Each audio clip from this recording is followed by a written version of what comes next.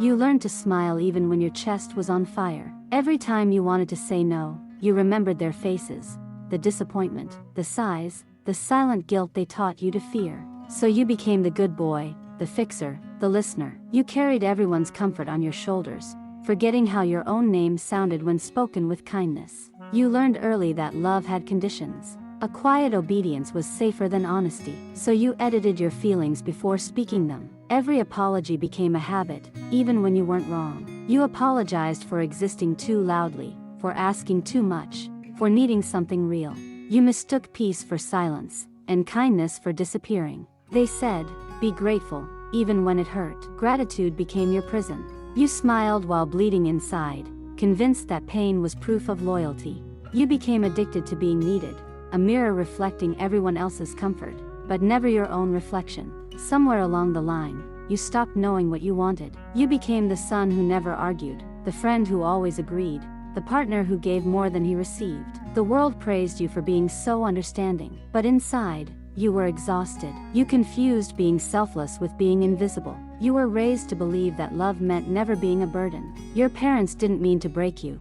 They just repeated what broke them. They taught you survival disguised as virtue. Don't upset anyone, they said. Be nice. You learned to read moods before faces, to fix problems before they were spoken. You became an expert at sensing discomfort, except your own. Sometimes, you catch yourself smiling when you want to scream. You tell yourself, it's fine, when it's not. That phrase became your armor, thin, polite, and suffocating. You've been performing peace so long that chaos feels like home. You wonder if anyone would still love you if you stopped pretending. You don't trust anger. It feels forbidden, too loud, too selfish. So you swallow it, let it burn quietly under your ribs. You turn your rage into patience, your pain into humor. You're the calm one, the dependable one, until one day, the weight becomes unbearable, and you realize calmness isn't healing. It's repression. Every compliment feels like pressure now. Every "you're so nice" becomes another reminder that your worth is tied to pleasing. You crave freedom, but fear it. Who are you if you stop being who everyone wants you to be? The idea of disappointing someone terrifies you more than losing yourself. You started mistaking love for approval, and rejection for failure. When someone is upset, you feel responsible. You rush to fix what isn't yours to fix. You crave validation like oxygen, not because you're weak, but because you were taught that affection must be earned, never simply given. Sometimes you replay old moments, wondering if you were ever truly seen. You realize your childhood wasn't cruel, just quiet, the kind that erases your voice slowly. You learn to measure your worth in other people's comfort. You learn to shrink yourself until your pain looked polite. When someone asks what you want, your mind goes blank. Want? It's such a strange word. You've spent your life learning what others want from you, never what makes you feel alive. You confuse preference with selfishness, rest with laziness, boundaries with betrayal. You became addicted to understanding everyone but yourself. You can read the room, but not your reflection. You can calm storms in others but drown silently in your own. You've mistaken empathy for emotional slavery, giving until nothing remains, yet smiling as if it's love. Sometimes, you dream of disappearing, not out of sadness, but to see who would notice your absence beyond what you do for them. You crave to be chosen, not needed. You want love that doesn't depend on performance, but on presence. You want to exist without earning it. Healing begins the day you say no and mean it. The day you stop apologizing for your truth. You realize boundaries aren't cruelty, they're clarity. You stop fixing everyone and start fixing your silence. You stop chasing peace outside and start finding it within. You'll lose people when you change, especially the ones who benefited from your compliance. They'll call you distant, selfish, cold. But that's okay. Freedom always looks like rebellion to those who thrive on your guilt. You're not heartless, you're healing. You'll feel guilt when you choose yourself. That's normal. Guilt is the echo of old conditioning. But keep going. Each boundary you build is a small act of self-respect. Each no you speak is a bridge back to your real self, the one who existed before the fear. Someday, you'll meet someone who loves you without needing you to perform. They'll stay even when you're quiet, even when you're not pleasing. That love will feel foreign at first, uncomfortable, because it doesn't demand sacrifice. But that's what healing feels like.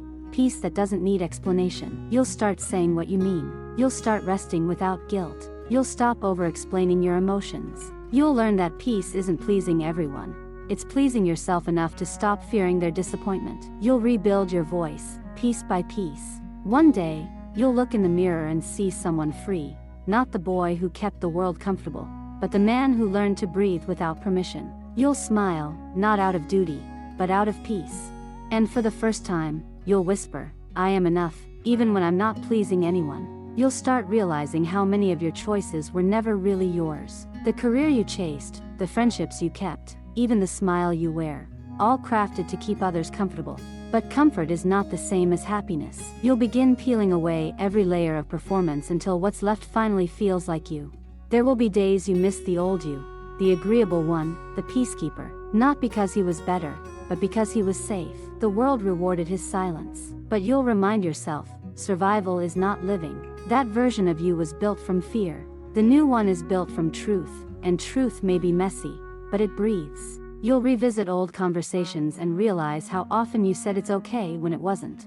You'll grieve all the times you smiled through discomfort just to avoid being difficult. That grief will sting, but it's sacred, because it means you finally understand what you lost. Your right to feel, to disagree, to exist unedited. The people who truly care won't leave when you show them your edges. They'll stay through the discomfort, the silence, the honest no's. And for the first time, you'll feel something real. Not acceptance built on obedience, but connection built on truth. You'll realize that real love doesn't require you to disappear. And someday, when someone asks how you became so calm, you'll smile.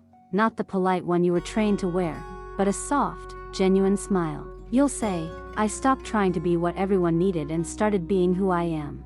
And in that moment, every apology you ever gave will finally find peace. You'll learn that not everyone deserves access to your softness. Some will call your boundaries rude because they can no longer use your kindness. But you'll keep them anyway, because peace built on silence isn't peace at all. It's a slow death. You'll start speaking even when your voice shakes, and that trembling will be proof that you're finally alive. Healing won't look heroic. Some days it will be messy, deleting old messages, walking away from conversations that drain you, crying in quiet rooms. You'll learn that growth doesn't always roar. Sometimes it whispers, "I can't do this anymore." You'll honor that whisper, because it's your truth, and truth deserves to be heard, even when it's small. Then one day, you'll notice something strange. You'll stop explaining yourself. You'll stop chasing closure from people who never listened. You'll realize silence can also mean strength. Not the silence of suppression, but the silence of peace. The kind that no longer needs to prove its worth to anyone. You'll start laughing again, real laughter, not the polite kind. You'll enjoy your own company, your own voice, your own presence. You'll look at old versions of yourself with compassion, not shame. You'll understand that people-pleasing wasn't weakness, it was survival. But survival isn't living. Living begins when fear no longer decides your worth. And finally, you'll stand before the mirror, no mask, no performance, and you'll see a man reborn. Not the boy who begged for approval, but the soul who found peace in his own reflection. You'll whisper softly, "I don't need to be loved for what I give. I deserve love for who I am." And for the first time, you'll believe it.